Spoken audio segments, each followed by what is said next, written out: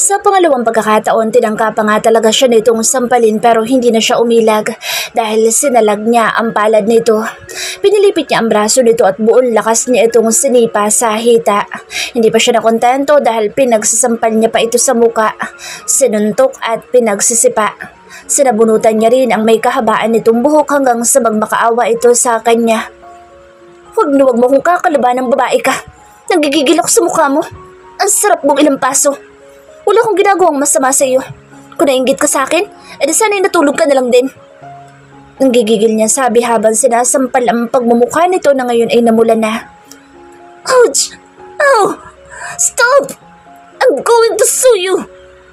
Nakahandusay na ito sa sahig kaya wala itong magawa kundi tanggapin ang mga malulutong niyang sampal. Tinigilan niya lang ito nang marinig niya itong mahinang humihikbi. Wala pa nga siyang kalahating oras na nakakaidlip tapos bigla siyang bubuhusan ng tubig nitong siraulong ito. Sinong hindi magagalit? Pasalampak siyang umupo ulit sa ibabaw ng kama matapos niya itong pakawalan. Pakiramdam niya lalong lumala ang pananakit ng ulo niya. Joshua, baby! Where are you? Help me! Sabit nito habang humihikbi. Hanggang ngayon nakasalampak pa rin ito sa sahig at wala na yatang balak pang tumayo. Napailing na lang siya at hindi na kumibo pa. Tinatawag kasi nito si Joshua kahit wala naman doon ang lalaki. Isa pa ang walang hiyang iyon kung bakit pinapasok ang babaeng ito gayong pinagsabihan niya na ito na umiwas sa mga babae. Kahit magsumbong pa ito kay Joshua ay wala siyang pakialam. Pareho silang napatingin sa pintuan ng pabalya itong bumukas. Automatikong tumayo ang butiki at sinalubong kaagad nito ng yakap si Joshua. Inispiran niya ang mga ito. Mamaya ka lang sa akin, lalaki ka. Nainis na bulong ng kanya isipan. Joshua! Tawag ni Carmina kay Joshua habang humihikbi. What happened to you? Tanong ni Joshua dito. Halata sa mukha nito na naaawa ito kay Carmina. Your dumb janitress! She did this to me! Mukha itong bruha dahil magulo ang buhok nito. Ang labi din nito ay pumutok dahil sa sobrang lakas ng pagkakasampal niya sa pagmumukha nito. Tinanong ko lang naman siya kung bakit nandito siya natutulog sa kwarto mo. Tapos bigla na lang siya nagwala. Sinampal niya ako at sinipa pa.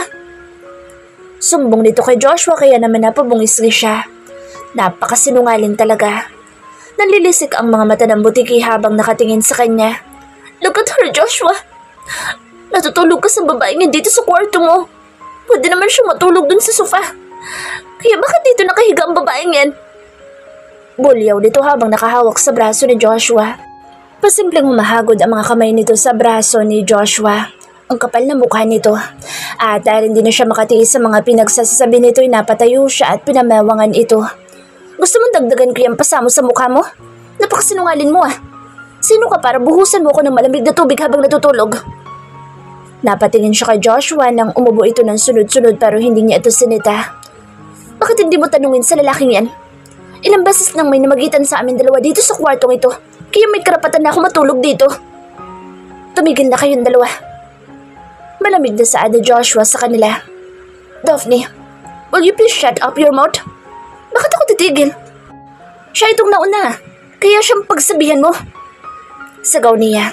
Hindi siya magpapatalo dito kahit anong mangyari. Oh, bakit? Itinatanggi mo na ilang beses nang may nangyari sa atin? Itinatanggi mo? If that's the case, then we're done. She hurt me, Joshua. Ang dami niya sinasabi na siya daw ang mahal mo at hindi ako.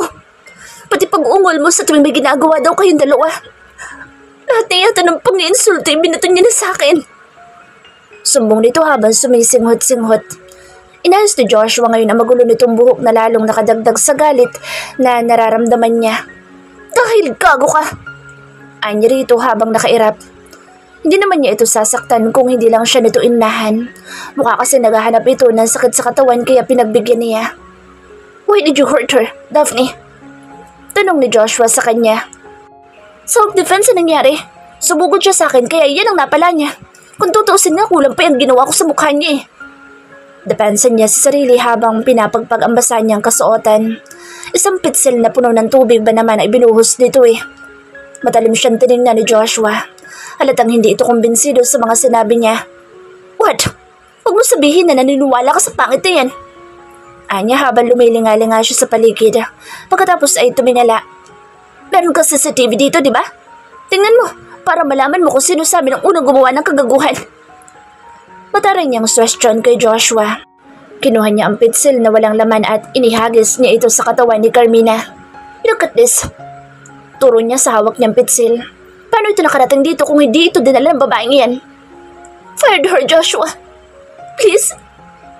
Pagmamakaawa nito kay Joshua. Mahilig sa gulong babaeng iyan kaya dapat palihasan mo na siya habang maaga pa. Sulsul nito kay Joshua. Lumapit siya sa dalawa. Tanatigan niya ang mukha ni Carmina na may mga kalmot at bahagya ding namumula. My body and my face, baby. It hurts so much. Pagdadrama pa nito. Where? Tanong ni Joshua kay Carmina habang sinisipat ang pangit nitong pagmumuka. Here.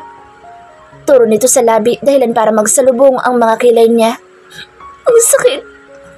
Wala siyang pakialam kahit magsama pa ang mga gagong ito. Kung hindi pa siya aalis ngayon, baka mapatay niya ang 2 taon na sa harapan niya. Pero bago pa man siya umakbang palabas ay inunahan na siya ng 2. Lalo lang tuloy uminit ang ulo niya nang alalayan ito ni Joshua palabas ng kwarto kung saan siya naroroon. Narinig niya pa ang mga sinasabi nito kay Joshua na lagi niya raw itong binubugbog sa tuwing nagkakasalubong sila. Sinisipaw di kaya nilalampaso sa sahig. Kung totoong ginagawa niya iyon kay Carmina, baka bangkay niya ito ngayon. Parang kasalanan niya pa ang mga nangyari kung makatingin ang mga ito sa kanya. Nanginginig tuloy siya sa galit dahil sa babaeng iyon. Ano nangyari sa'yo? Bungad na tanong sa kanya ni Ethan. Umuwi muna kasi siya sa mansyon nila pagkatapos ng nangyari kanina. Hindi na rin siya nagpaalam kay Joshua dahil baka masapak niya lang ito. Na hindi na nga rin siya nakapagbihis eh. Hindi naman umuulan pero bakit basang-basa ka? Hilutin mo nga tong ulo ko, Ethan. Sobrang sakit eh. Saan banda? Masakit. Tanong nito.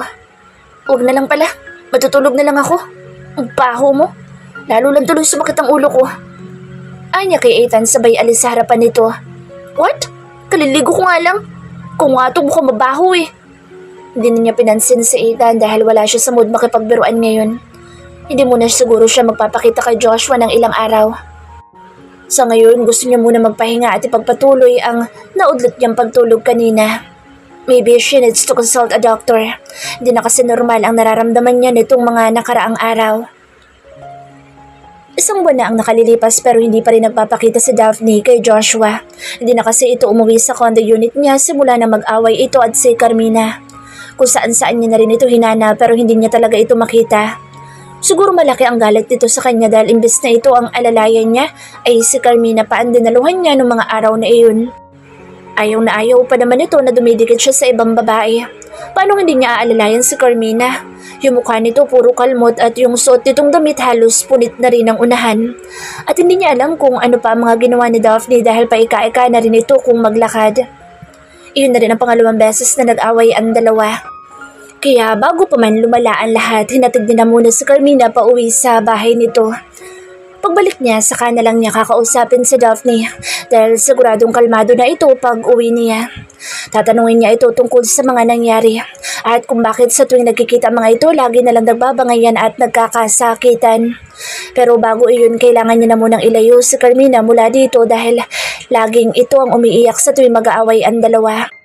At kung hindi pa siya kikilos para ihatid ito, malamang hindi lang iyon ang aabutin ito mula kay Daphne. Mukha pa naman itong dragon kapag nagagalit.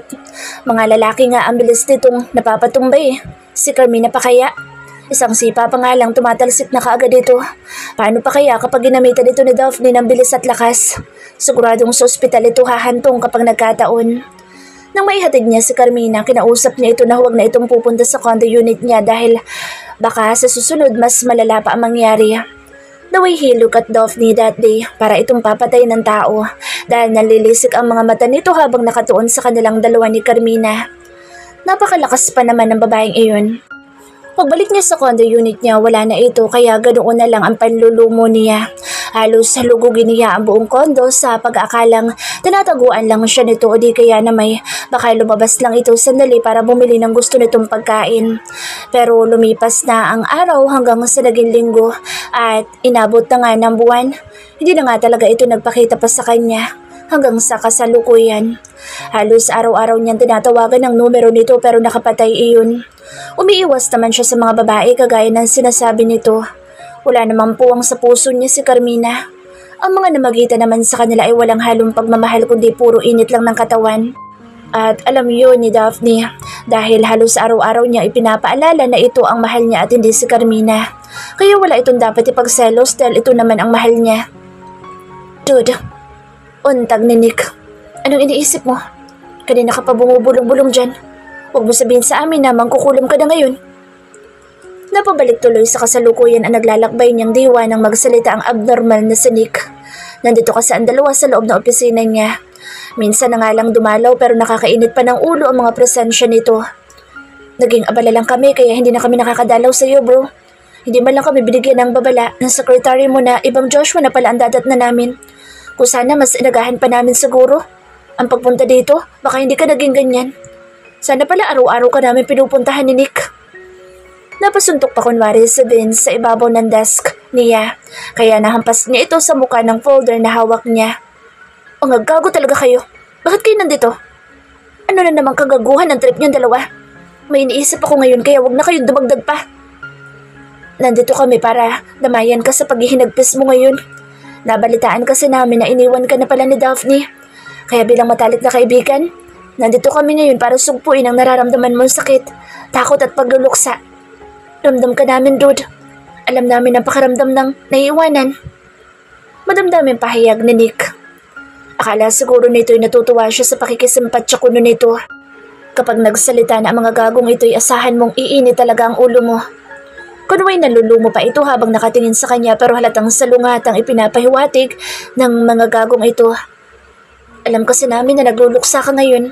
Nagsawa na kasi yung tao kaya, ayun, sunukuan ka na. Wika naman ni Vince.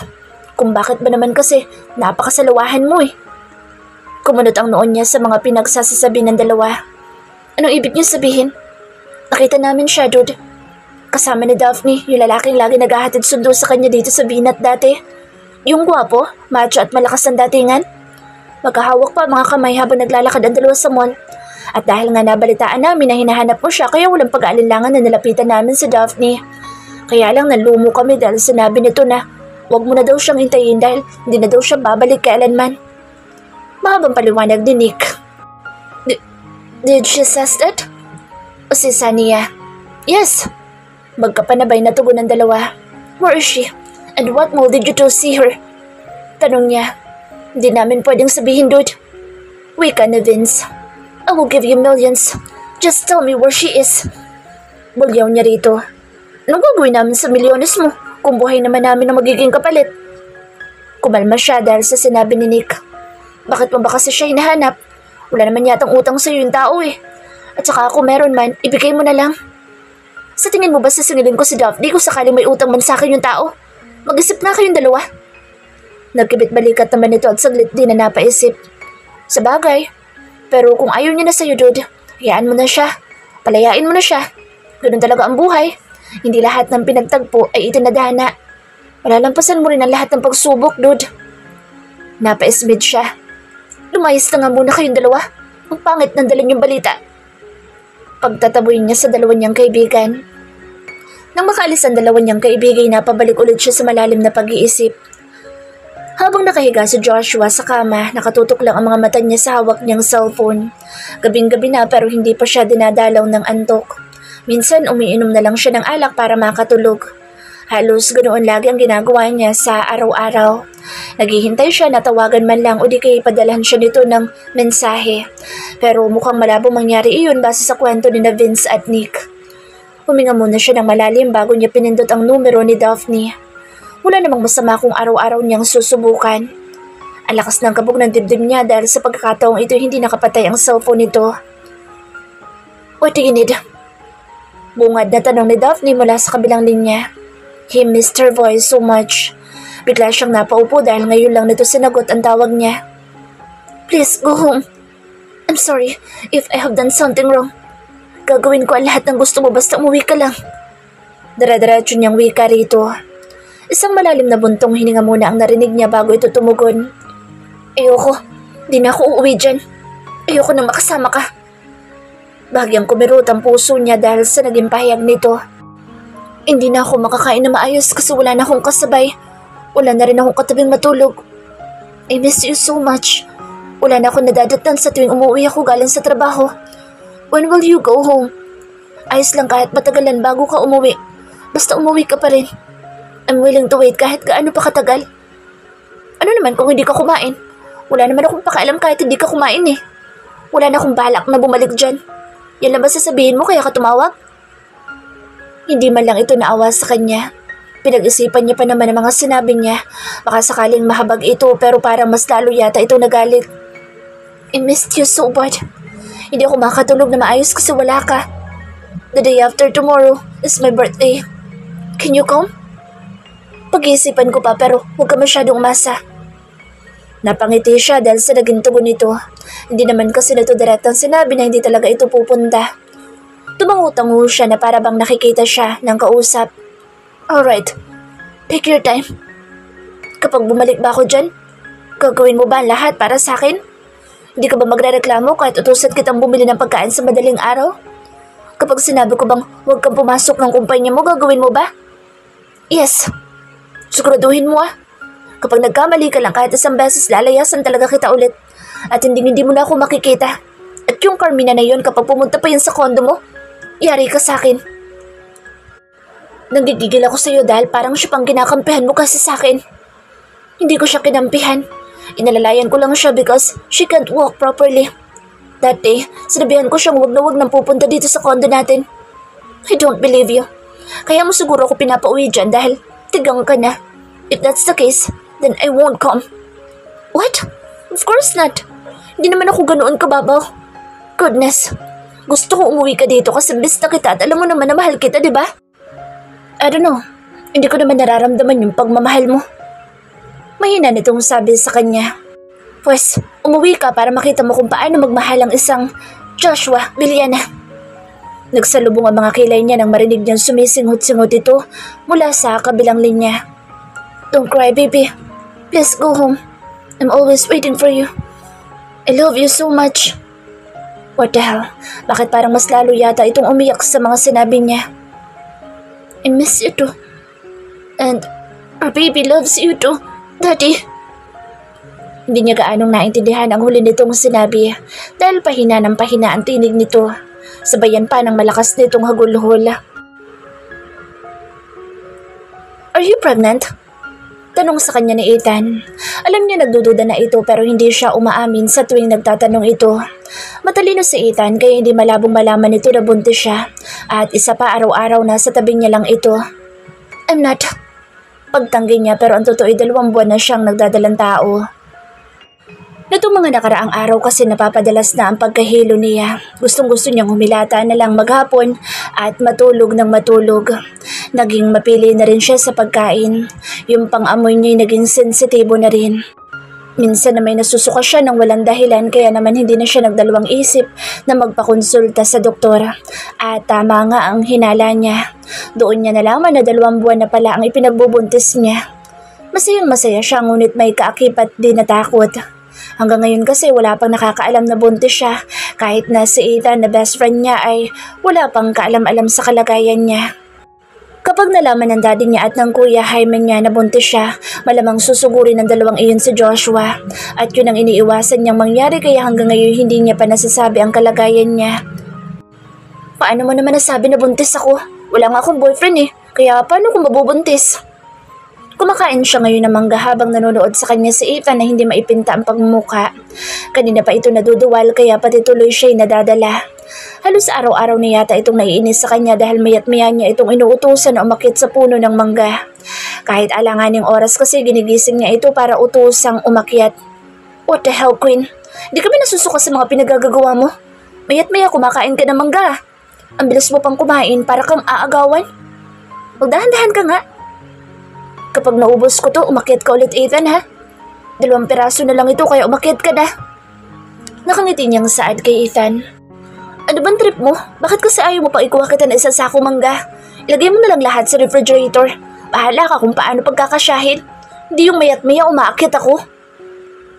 Napasabunot pa ito sa sarili nitong buhok. Para na akong unggoy na pabalik-balik sa kakaakyat sa puno dahil may nalalaman ka pang sariwang gusto mong kainin dahil kung hindi magagalit ka. Litanya nito. Bakit ka galit? Kuno'y malungkot niyang tanong kay Ethan habang kinakagat ang huling mangga na kinuha nito malapit sa entrance ng mansyon nila. Paano pa kaya kapag nagpabili ako sa'yo? Yan nga libre, nagre-reklamo ka. Akit ka lang naman. Basic lang naman, di ba? Anong basic? Lang niya, kanina patagaktak ang pawis ko dahil hindi ko na mabilang kung ilang beses na ako umakyat ngayon. Tapos sasabihin mo, basic lang? Napakasama mo naman, Ethan. Sa tuwing may gusto ka rin naman, ibinibili kita. Ngayon nga lang ako umiling tapos nagre-reklamo ka pa. Pagdadraman niya, tanaasan lang siya nito ng kilay. Sama talaga ng ugali. Gusto mo pa bang kumain ng mangga? Sabihin mo na kaagad dahil matutulog na ako. And don't try to wake me up just to get a mango. Pinipigilan niya ang sariling mapangiti dahil kanina pa ito nagre-reklamo. Kanina ka pa sigaw ng sigaw, Ethan. Pinapaalala ko lang sa'yo na wala kang karapatan para magreklamo dahil dito ka sa mansyon nakatira. Kung ayaw mo mastorbo, umuwi ka sa bahay mo. Ilan pa bang kukunin ko para manahimik ka? Kanina pa ako inaantok sa totoo lang. Hindi ako makatulog na maayos dahil maya't maya ginigising mo ako. Kung kasama niya lang sana si Joshua ngayon, malamang hindi yun magre-reklamo. Hindi kagaya ni Ethan na dakilang reklamador. Simula kaninang umaga hanggang ngayon na hapon, nagre-reklamo pa rin ito. Nakakainis. Kala naman ito'y napakabigat ng ipinagagawa niya. Samantalang aakyat lang naman ito. Ano na? Ilan pa ang kasya sa tiyan mo? Ikukuha na kita ng mangga. Nakakahiya sa'yo eh. 5 piraso na lang siguro, Ethan. Tapos mamaya na lang ulit. Hindi na. Tama na. Bukas na lang ulit. Iyan ka na naman eh. Halos 2 buwan ko na itong ginagawa, Queen. Maawa ka naman. Pinamawangan pa siya nito. Nag-isip muna siya sandali at pagkatapos ay tinitigan sa Ethan. Oo na. Napipilitan niyang wika dito. Aakyat ka lang naman pero ang dami mo pang sinabi. Napabuntong hininga muna ito bago humakbang papunta sa puno ng mangga na aakyatin nito. Kung ito sambakol ang muka, siya naman ay malapad ang pagkakangiti habang nakasunod dito. Nang makarating sila sa puno ng mangga na aakyatin ni Ethan, sunod-sunod itong napamura. Medyo may kataasan din kasi ito kaya siguro nagre-reklamo ito dahil sa sobrang pagod. Ethan, yung medyo hinugang kunin mo ha? Anya habang nakatingala sa puno. Binalingan siya nito habang naniningkit ang mga mata. Paano ko malalaman kung hinog yung mangga? Dami mong pinagagawa sa akin, Queen. Nakakainis ka na. Huminga muna ito ng malalim bago ulit tumingala sa puno. Lahat ng bunga niyan kukunin ko, tapos ikaw na bahala magpahinog. Sabi nito bago nagsimulang umakyat. Ethan, yun ang kunin mo. Turo niya sa mangga na medyo malapit sa gawin nito. Lahat ng yan, pitasin mo na. Kung bakit ba naman kasi hindi ito umaakyat sa dulo eh. Mas marami kasing bunga sa bandang dulo, pero ayaw nito umakyat sa dulo dahil pagod na daw ito. Ito ba? Oo, lahat yan. Yung malalaki lang kunin mo. Tumango naman ito pagkatapos ay umismid. Good job, Ethan. Yan nga. Nadali mo. Ang galit. What the hell? Bigla siyang napasigaw dahil ang sanga na inaapakan ni Ethan ay bigla na lang na naputol. Hindi na ito nakahawak pa dahil inuuna nito ang pagrereklamo kaysa tingnan ang sanga na inaapakan nito. Napasigaw tuloy siya ng malakas kasabay ng pagbagsak nito sa lupa. Agad niya itong dinaluhan para tulungan. Mabuti na lang pala at hindi ito umakyat sa pinakadulo dahil kung hindi siguradong wala na itong buhay ngayon. Dad! Kuya! Help! Malakas niyang sigaw para humingi ng saklolo. Mabuti na lang nandito ngayon sa mansyon ang kapatid at ang daddy niya. Nakaramdam tuloy siya ng konsensya. Ethan, are you okay? Lumuhod siya, tinapik-tapik niya ang pisngi nito. Bakit naman kasantanga mo lalaki ka? Sa mababang parte ka na nga lang umakyat, nalaglag ka pa. Pani ka sa reklamo. Aakyat ka lang naman kasi ang dami pa sinasabi. Alam mo naman buntis yung tao, hindi ka makaintindi. Paano hindi ako malalaglag, Queen? Kanina ko pa inaakyat ang puno. Dahil ko pang umakyat sa matarik na bundok ng paulit-ulit. Pagalit nito na wika sa kanya. Maya-maya ay nanlaki ang dalawa nitong mata. Ulitin mo nga yung sinabi mo, Queen. Tama bang narinig ko na buntis ka? Tanong nito habang nahihirapang bumangon. Wala na siyang magawa kundi ang umamin sa matalik niyang kaibigan. Nadulas na rin naman siya kaya aamin na siya. Yes. Who's the father? Usisa nito na para bang hindi ito nalaglag kanina lang. Joshua. Pag-amin niya. Yung kapatid ng kuya mo? Yun na nakabuntis sa'yo? Yung boss mo? Tumangutango siya. Siya nga, alam na ba ito ni Tito? At ng kuya Jaime mo? Paano ka nabuntis? Napatake pa ito sa bibig sa pamamagitan ng sarili nitong palad na parang tanga. Umiling-iling siya. Hindi pa. Kailan mo balak sabihin sa kanila na nagdadalang tao ka? Hindi ko pa alam, Ethan. Natatakot kasi ako para kay Joshua eh. Baka kasi suntukin niyo ni kuya tapos si Dad naman baka barilin na to si Joshua. Sabihin mo na habang maaga pa, Queen.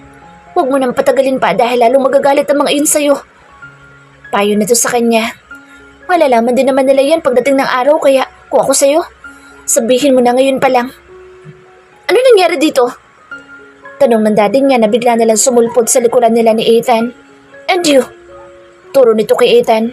Bakit ganyan na itsura mo? Naglalaro naman ba kayong dalawa? Sabay silang umiling ni Ethan. Ano sila bata para maglaro?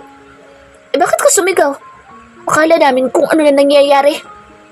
Napatitig ito sa kanila ni Ethan. Mukhang maayos naman kayong dalawa. Pwede bang bawas-bawasan niyo yung paglalaro niyo? Matanda na kayo para sa mga ganyang bagay. Paano hindi ako sisigaw? Nalaglag si Ethan eh. Mabuti na nga lang hindi tumama yung ulo ng gagong ito sa bato. Paano hindi malalaglag? Napakadala-dala habang namimitas ng bunga. Paano hindi ako malalaglag? Dahil sa sobrang pagod wala na ako ng lakas. Langyang manggang yan. Pakapatayin ako. Ayoko na. Huling akit ko na yun. Napangiti siya sa sinabi ni Ethan pero kaagad din siyang nagseryoso at pumaling siya sa ama.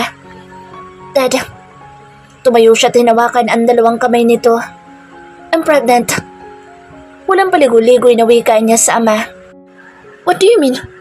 Naguguluhan itong tanong sa kanya. Buntis po ako, Dad. At 2 buwan na po ito ipinagbubuntis ko. Sino nga man na ipinagbubuntis mo? Sa Ethan ba? Of course na, Tito. Malaki ang respeto ko sa inyo at hindi ko magagawang traidorin kayo, no? Para ng kapatid ang turing ko dyan kay Queen. Kahit nga ako nagulat na buntis yun eh. Sabat ni Ethan sa usapan nilang mag-ama. Nakarinig sila ng malakas na pagtikhim dahilan para mapatingin silang tatlo sa pinanggalingan nito. Walang ibang may gawa kundi ang kapatid niya. Si Joshua ba ang ama? Tanong ng Kuya Jaime niya na nakasunod lang pala ito sa daddy nila.